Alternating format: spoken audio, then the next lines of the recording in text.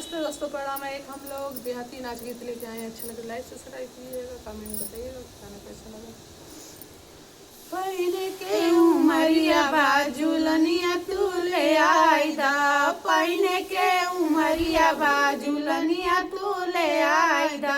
कंगना ले टीका वाले आई दा, राजा नाथिया ले आई दा,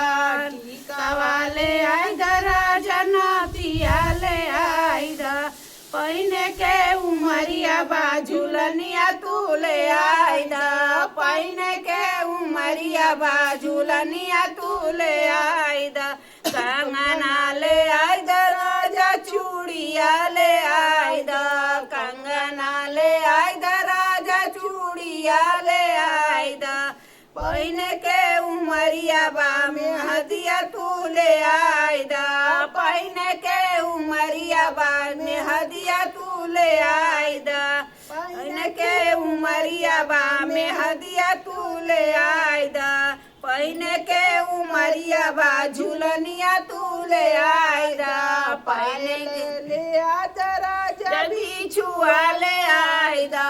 पायला ले आई दा, राजा बिछुआ ले आई दा, नाचे के उमरिया बा कर धनिया तू ले आई दा,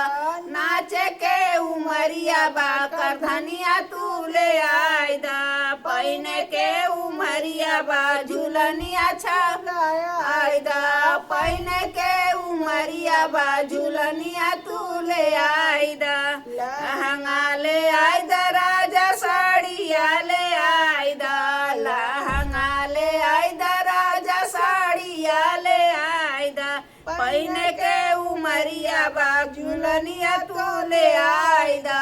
पहिने के उमरिया बा झुलनिया तू ले आई दा, देवरा बोलाय दा, राजा ससुरो बोलाय दा, देवरा बोलाय दा, राजा ससुरो बोलाय दा, सोवे के उमरिया बा सजनवा के बोलाय दा, सोवे के उमरिया बा सजनवा के बोलाय दा, पहिने के उमरिया बा झुलनिया तू ले आई दा, पहिने के उमरिया बा झुलनिया तू ले आई दा।